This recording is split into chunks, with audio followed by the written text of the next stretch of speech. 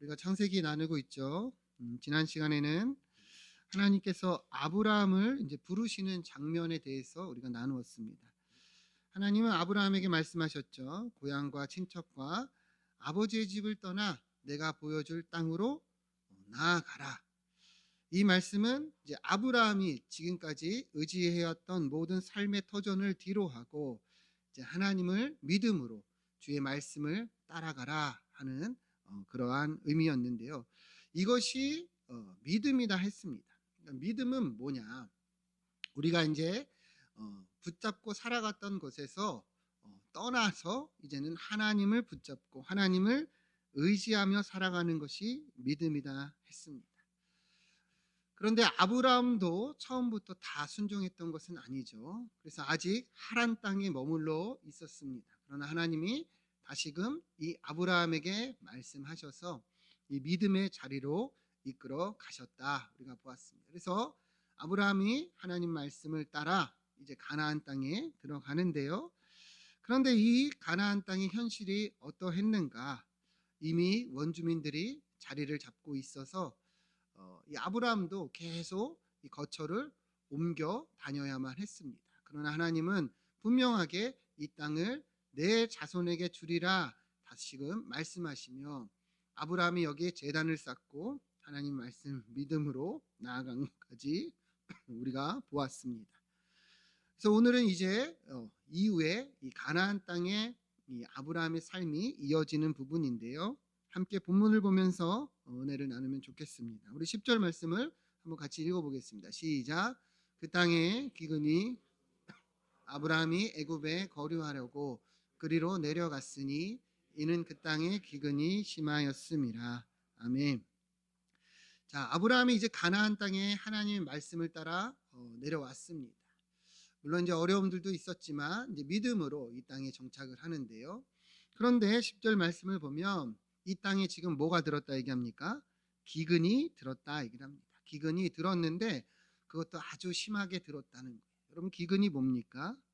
기근은 이제 쉽게 말하면 가뭄, 흉년 이런 것이 들었다는 거예요. 그래서 먹을 것이 이제 부족해지고 그리고 마실 것이 없고 그래서 살아가기가 이제 힘든 상태죠. 근데 이게 심하게 들었다는 거예요. 아브라함이 이 가나안에 들어와 살 때에 이러한 일이 생겼다는 것이죠. 그러면 여러분 한번 아브라함의 입장에서 한번 생각을 해보세요. 여러분 아브라함이 이 가나안 땅에 온 것은 누구 때문입니까? 하나님 때문이죠. 그죠? 하나님이 가라 하셨어요. 약속을 주셨어요. 복을 주신다고 말씀하셨어요.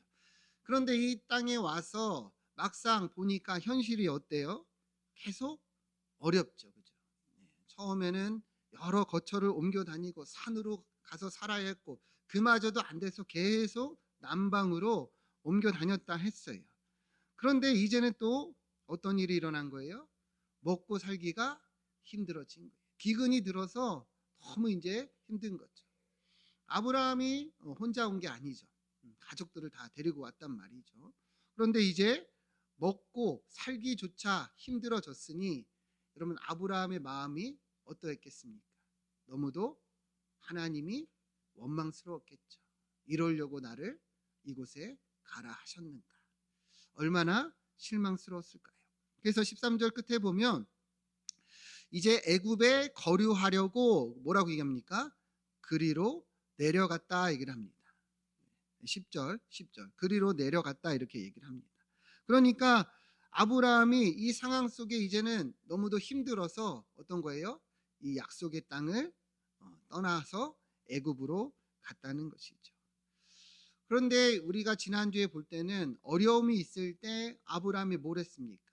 하나님께 제단을 쌓았죠. 그죠? 근데 지금은 어때요? 어려움이 생겼지만 하나님께 물었다거나 아니면 기도했다거나 그런 내용이 없죠. 그냥 어때요? 애굽으로 슝 하고 간 거예요. 그러니까 이 아브라함의 심적인 상태가 그러한 거예요. 묻고 싶지도 않은 거죠. 왜요? 너무도 실망스러운 거예요. 너무도 하나님께 원망스러운 거예요. 그러니까 이 상황조차 말하고 싶지 않고 그냥 애굽으로 슝 하고 갔다는 거예요. 왜 애굽으로 갔을까? 여러분 애굽에는 어떤 강이 있죠? 나일강 있죠. 나일강은 학자들에 따르면 길이가 한 6,600km 정도 된다고 합니다. 세계에서 제일 긴 이 강줄기라고 하는데요. 그러니까 이제 뭐 여러 지역에 기근이 들었어도 애굽은 훨씬 이제 아마 나았던 걸로 이제 볼 수가 있어요. 그래서 아브라함도 어디서 이런 이야기를 듣고 이제 애굽으로 향했다 볼 수가 있는데요. 근데 중요한 것은 여러분, 하나님이 아브라함에게 말씀하시고 약속하신 땅은 어디입니까? 가나안이죠. 그렇죠?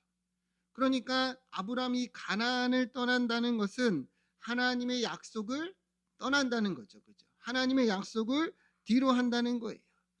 그러니까 지금 아브라함의 모습이 이제는 하나님의 약속을 따라 가나안에 왔다가 다시금 그 약속을 떠나서 애굽으로 내려가고 있다, 이렇게 이야기를 하고 있는 거예요.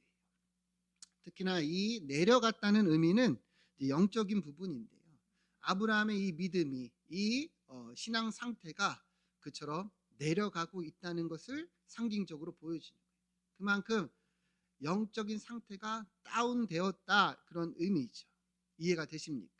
그러니까 아브라함도 하나님 앞에서 너무도 이제 어려움 앞에 이제 실망하고 이 믿음이 이처럼 나약해지고 있다, 이런 말이죠. 그러니까 여러분, 우리가 이 말씀을 보면서 우리의 삶도 돌아볼 수가 있습니다. 이 아브라함의 이야기이지만 사실 이것은 우리들의 이야기이기도 하지요. 그렇죠? 우리도 하나님을 믿고 믿음으로 살죠. 또 신앙을 가지고 살지만 현실이 어렵고 힘들 때가 있습니다. 그러다 보면 점점 어때요? 믿음이 어때요?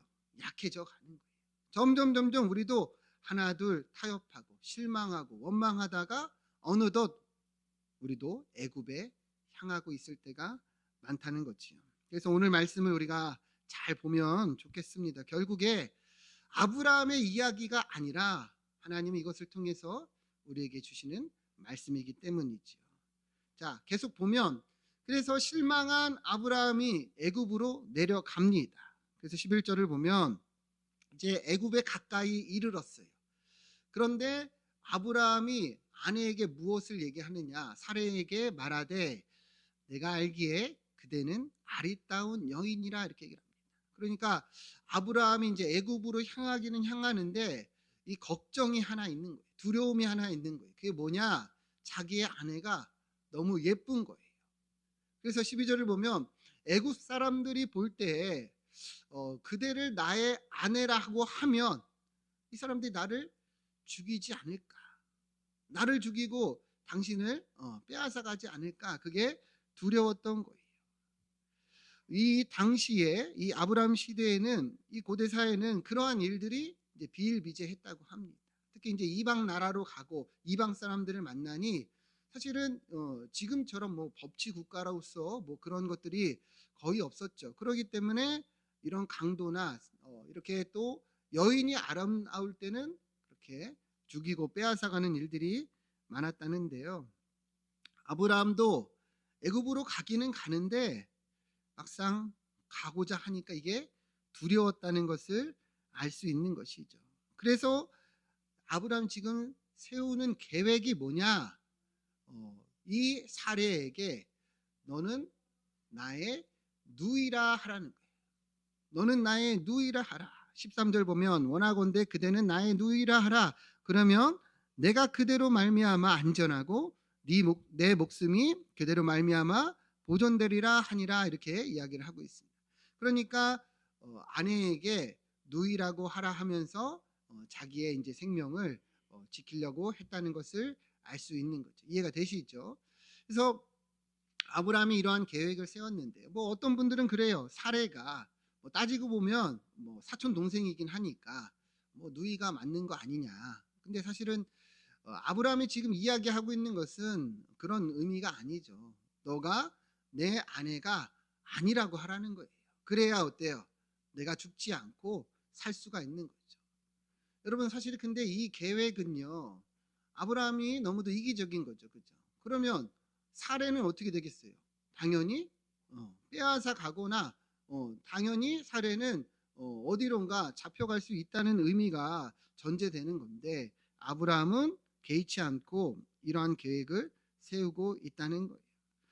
그러니까 약속의 땅을 뒤로하고 믿음을 뒤로하고 아브라함이 정작 이 애굽으로 향하고 있지만 그 모습이 그래서 어떠하냐?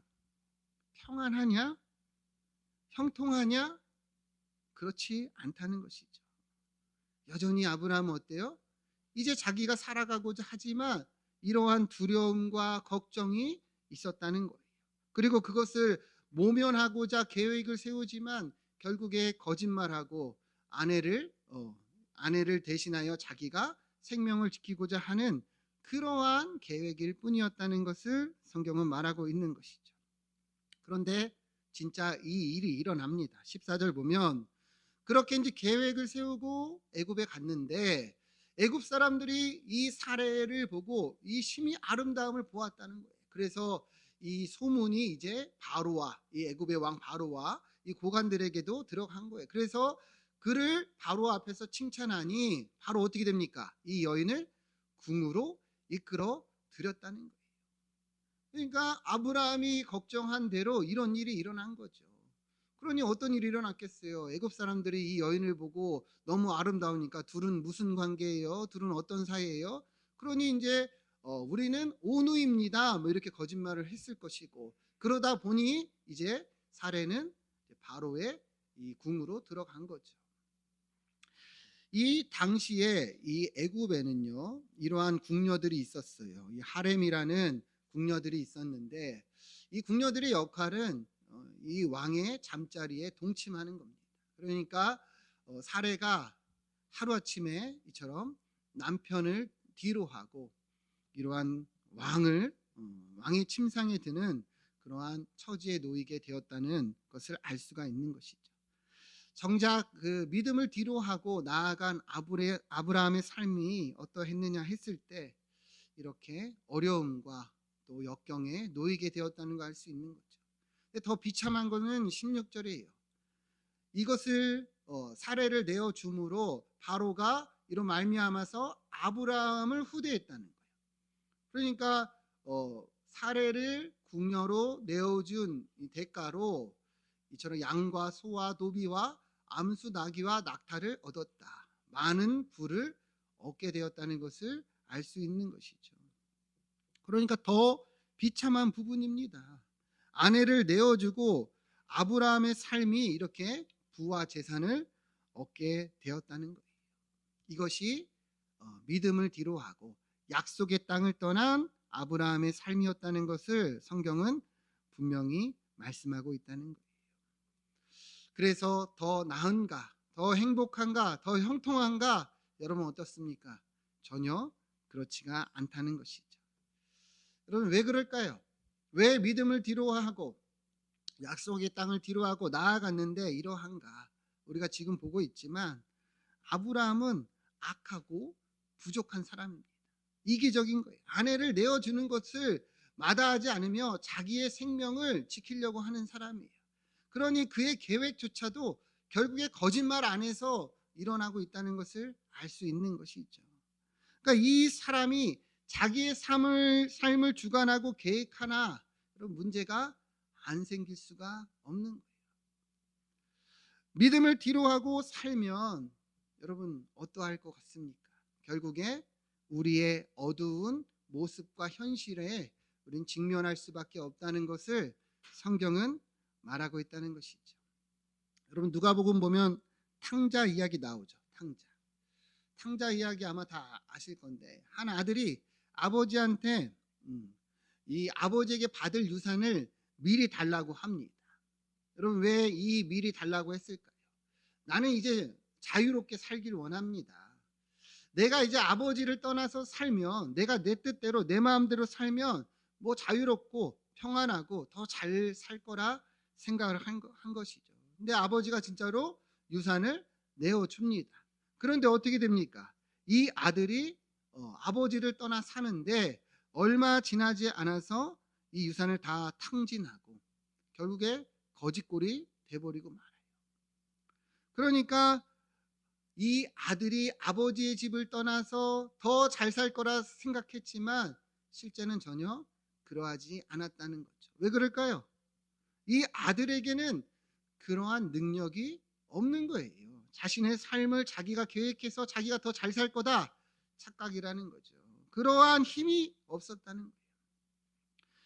부족하고 연약하니 아버지의 집을 떠나서 보니까 이 현실에 직면하게 되었다는 것이죠.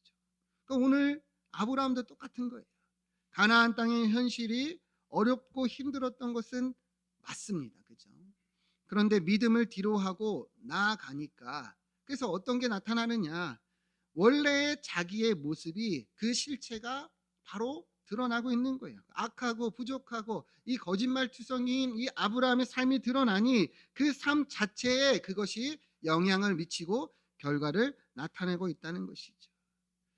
여러분 오해하면 안 됩니다. 아브라함이 엄청 잘 살고 있었는데 하나님의 약속의 땅을 가라 해서 아브라함이 지금 고생하게 되었다. 그래서 떠나갔다. 이게 아니에요. 원래 아브라함은 소망이 없는 사람이었어요. 여러분 우상을 섬기던 집안에서 태어나서 아브라함은 또 자식도 없었어요. 이 당시에 자식이 없다는 것은 미래가 없다는 거죠. 집안을 이을 후대도 없고 그리고 그러한 노동력도 생산할 수가 없었습니다. 아브라함은 그리고 기질부터가 악한 사람이었어요. 그런데 하나님이 약속의 땅으로 말씀하시면서 뭘 주신 거예요? 소망을 주신 거예요. 내가 너에게 복을 주겠다. 너의 후손에게 이 땅을 주리라. 약속을 주신 것이죠. 그런데 아브라함이 상황이 좀 힘들고 어렵다 해서 이 약속을 뒤로하고 믿음을 뒤로하고 나아가니까 원래의 자기의 현실에 다시금 돌아가고 직면하게 되었다는 것을 성경은 이야기하고 있다는 것이죠. 여러분 우리도 똑같은 거예요. 믿음으로 사는 것이 그렇습니다. 때로는 힘들고 어려울 때도 있죠. 지금 당장 무언가 드라마틱하게 나타나지 않을 수도 있어요. 믿음으로 산다고 해서 내가 안 믿는 사람들보다 무엇이 더 나은가 그렇게 생각할 수도 있습니다. 근데 여러분 그래서 내가 하나님을 떠나서 믿음을 떠나서 여러분들이 스스로 살아간다면 여러분들의 삶이 더 나을 거라 생각하신다면 절대로 그러하지 않다는 거예요. 우리도 똑같기 때문이에요. 우리도 악하고 부족하기 때문이죠. 여러분 이 시간을 아껴서 이 예배 시간을 아끼고 교회에 헌신하고 봉사하는 시간을 아껴서 여러분들에게 투자하고 하나님께 드리는 헌금을 아껴서 내 삶에 투자하고 내가 보험을 들고 저축을 한다 해서 우리의 삶이 더 형통하고 나아질 거라 생각한다면 절대로 그렇지 않다는 거예요. 이 아브라함의 모습이 그 탕자의 모습이 우리의 모습이라는 것을 성경은 말씀하고 있다는 것이죠. 하나님이 아무런 소망이 없던 우리에게 약속을 주시고 말씀을 주시고 소망을 주신 것을 여러분 깨닫기를 축원드립니다. 그 하나님의 약속을 떠나면 하나님이 없던 그 어두운 현실에 우리는 다시 직면하게 된다는 것이죠. 사실 신앙의 연륜이 깊으신 분들, 오래 예수님을 믿으신 분들은 그것을 잘 알아요. 그렇기 때문에 크게 변함이 없는 거예요. 예배의 자리에 늘 참석하고 상황이 어려우나 좋으나 하나님 앞에 내가 예물을 드리고 그리고 하나님 앞에 이렇게 믿음으로 살아가는 것을 먼저 하는 이유가 여러분 뭐라고 생각합니까? 살아보니 그런 거예요. 살아보니. 저도 뭐 오래 살지는 않았지만 살아보니 그래요. 하나님을 떠나서 살 때와 하나님 안에서 믿음 안에서 살 때의 삶이 너무도 다르다는 것이죠. 여러분 하나님 때문에 우리가 손해본다고 생각하시면 완전한 착각이라는 거예요. 여러분 믿음 안에서 그 울타리 안에서 우리가 살아갈 때 진정한 평안과 축복이 있다는 것을 여러분 알기를 축원드립니다. 하나님이 아브라함에게 뭘 말씀하셨어요? 너는 고향과 친척과 아버지의 집을 떠나 내가 보여줄 땅으로 가라. 여러분 이 의미가 뭐예요? 이제는 너가 살지 말고 나를 믿으며 살라는 거죠. 이제는 너 스스로 혼자 네 맘대로 네가 그렇게 살지 말고 나를 믿고 살아. 내가 도와줄게. 내가 지켜줄게. 내가 소망을 줄게. 여러분 이 말씀입니다. 여러분 믿음이 무엇인지 알기를 축원드립니다. 믿음은 내가 붙잡고 내가 스스로 내 힘으로 살던 것에서 이제는 그 손을 놓고 하나님의 약속을 붙잡고 말씀을 붙잡고 하나님을 의지하며 살아가는 거라는 거예요. 그러나 아브라함은 그렇게 나아갔지만 이 어려운 현실 앞에서 다시금 그 손을 놓고 가고 있다는 것을 이야기하는 거예요. 그래서 자기의 아내가 바로의 이 궁녀가 되어버리는 이 안타까운 일이 일어난 거죠. 자, 그 다음에 이제 어떻게 이어지는가? 그래서 이 비참한 현실 속에 17절을 보면 하나님이 개입을 하십니다. 하나님께서 아브라함의 아내 사레의 일로 바로와 그 집에 큰 재앙을 내리신지라. 그러니까 하나님이 이 바로의 집 애굽에 이러한 큰 재앙을 내리셨다는 거예요. 어떤 재앙인지는 알지 모르지만 큰 재앙이라는 것을 보면 엄청난 이제 이 어려움이 애굽 땅에 임하게 되었다는 것을 알 수 있습니다. 그래서 18절을 보면 바로가 아브라함을 불러서 책망을 합니다. 호통을 칩니다. 너가 어찌하여 나에게 이렇게 행하였느냐? 너가 왜 거짓말을 해서 너 아내라고 내게 말하지 않아서 내가 왜 그 사례를 궁녀로 드리게 했냐? 이 바로의 말은 뭐예요? 너가 그래가지고 지금 애굽에 큰 재앙이 내렸다는 거예요.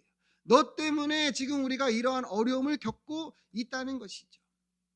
여러분, 그럼 바로는 이 일을 어떻게 알았을까? 그죠? 바로는 믿는 사람도 아닌데, 그죠? 이것은 우리가 출애굽기의 내용을 보면 유추할 수가 있는데요. 출애굽기 8장 18절을 보면 하나님이 이 애굽의 재앙을 내리셨을 때 바로에게는 이 여러 요술사들이 있었어요. 처음에는 이 하나님이 내리신 재앙을 막 따라했단 말이죠. 그런데 하나님이 이 일을 이 땅에 이제 내리셨을 때 19절을 보면 요술사들이 뭐라고 얘기합니까? 바로에게 말하되 이는 하나님의 권능이니이다 하였느니. 그러니까 바로의 요술사들도 이 하나님의 내리신 재앙을 보면서 분별할 수 있는 그러한 능력이 있었다는 거죠. 그래서 한번 생각을 해보세요. 하나님이 이 애굽의 큰 재앙을 내리셨을 때 이 바로가 요술사들에게 왜 이런 일이 일어나느냐 알아보게 했겠죠. 그러니까 요술사들도 보니까 이게 평범하지 않은 거예요. 그래서 그 시점을 계산하고 막 그것을 알아보다가 결국에 사례가 이 집에 들어온 그때부터 일어난 것을 깨닫게 되고, 그러다 보니까 이것이 다 거짓말로 인한 이러한 일인 것을 알게 되었고 바로에게 이제 보고를 했겠죠. 그러니까 바로가 아브라함을 불러서 책망을 하는 거예요. 근데 사실은 바로의 책망이라고 볼 것이 아니라 하나님이 바로를 통해서 아브라함에게 주시는 책망이죠. 너가 왜 거짓말을 해서 이렇게 행했느냐? 너 왜 믿음을 따라가지 못하고 왜 약속의 땅을 떠나서 이런 일을 겪고 있느냐? 이 말입니다. 그러니까 여러분 잘 보세요. 하나님이 아브라함의 삶을 계속해서 모른 척하고 계셨던 것이 아니라는 거예요. 그죠? 그러니까 늘 아브라함의 삶을 바라보고 계시고 함께 하셨습니다. 그러니까 이러한 어려움이 일어나자마자 바로 개입을 하시는 거예요. 아브라함이 원주민들한테 쫓길 때도 기근이 들어 먹을 것이 없었을 때도 하나님은 늘 바라보고 계셨다는 것이죠. 함께하고 계셨다는 것이죠. 그런데 왜 그냥 두시냐? 여기에는 주님의 뜻과 계획이 있는 거예요. 하나님은 아브라함이 상황과 환경보다 더 크신 하나님을 보기를 원하셨던 겁니다. 그것이 믿음이기 때문이죠. 어려움과 고난 속에서도 하나님께 도움을 구하고 나아가기를 원하셨던 거예요. 그러나 아브라함은 그러하지 못했던 것이죠. 그러니 분명하게 책망하는 거예요. 왜 그렇게 거짓말하고 왜 애굽으로 내려갔느냐? 믿음으로 나아가라 주님은 말씀하고 있는 것이죠. 여러분, 우리도 똑같은 거예요. 하나님을 믿으며 신앙을 가지고 살지만 우리 삶이 늘 형통하고 좋은 일만 있는 것은 아닙니다. 고난도 있고 어려울 때도 있고 물질적으로 힘들 때도 있습니다. 마치 기근이 있는 것처럼 사는 것이 참 버겁다 느껴질 때도 있어요. 그런데 오늘 우리가 본 것은 뭐예요? 그때에도 하나님은 우리와 함께하고 계시고 우리를 바라보고 계신다는 것이죠. 우리 마가복음 나눌 때도 보았지만 예수님이 제자들과 함께 배를 타고 이 강 건너편으로 갈 때도 폭풍은 들이닥쳤어요. 메가톤 광풍이 불었습니다. 그래서 배에 물이 가득 차고 다 죽게 되었어요. 오래 이 어부 생활을 했던 제자들조차 분명하게 이것은 크게 이제 우리가 죽을 수밖에 없는 위기라는 것을 알게 되었죠. 근데 예수님은 뭐라고 계셨습니까? 배에서 주무시고 계셨어요. 주무시고 고무를 메고 주무시고 계셨어요. 이러한 큰 위기가 생기고 다 죽게 생겼는데 예수님은 주무시고 계신 거예요. 그러니까 제자들이 어떠합니까? 황당한 거죠. 가라 해서 갔는데 우리는 예수님 따른 것밖에 없는데 이게 지금 무슨 상황이냐. 그래서 예수님을 깨웁니다. 지금 잘 때입니까? 잠이 오십니까? 우리 마가복음 4장 38절 보면 예수께서 고물에서 베개를 베고 주무시더니 제자들이 깨우며 선생님 우리가 죽게 된 것을 돌보지 아니하시나이까 말합니다. 그러니까 지금 상황이 이런데 뭐 하고 계시냐는 거예요. 왜 그렇게 주무시고 계시느냐. 예수님을 향해서 따지고 든 거죠. 그런데 예수님이 일어나셔서 무엇을 행하십니까? 깨어 바람을 꾸짖으시며 바다더러 이르시되 잠잠하라 고요하라 하시니 바람이 그치고 아주 잔잔하여 치더라. 이렇게 예수님이 일어나셔서 어떻게 하신 거예요? 잠잠하라 하니까 그냥 모든 것이 다 잠잠해졌다는, 그 역대급 강풍이 그냥 멈췄다는 거예요. 근데 주님께서 뭘 말씀하시냐? 40절을 보면 이렇게 얘기합니다. 제자들에게 이르시되 어찌하여 이렇게 무서워하느냐? 너희가 어찌 믿음이 없느냐? 주님은 말씀하셨어요. 이 의미가 뭘까요? 예수님의 말씀이 이거예요. 내가 너희와 함께하고 있는데 뭘 걱정하냐? 내가 너하고 동행하고 있는데 무엇을 두려워하냐? 이 상황이 아니라 환경이 아니라 누구를 바라보라는 거예요? 함께 하시는 하나님을 바라보라는 거예요. 주님은요, 어찌 믿음이 없느냐 말씀하시면서 그것이 바로 믿음이라는 것을 말씀해 주셨다는 것이죠. 여러분과 믿음은 다른 게 아니에요. 나와 누가 함께 하시는가? 여러분 누가 함께 하십니까? 하나님. 그것을 알고 바라보는 것이 뭐라고요? 믿음이라. 상황과 환경에 눈이 딱 가로막혀가지고 두려워하고 떨고 걱정하고 사는 것이 믿음이 아니라 이 상황과 환경에서 한 걸음 뒤로 떠나서 하늘을 바라보며 누가 나와 함께 하시는가, 그것을 바라보는 것이 믿음이라는 거예요. 여러분, 우리가 살아가는 것에서도 폭풍이 불죠. 광풍이 불죠.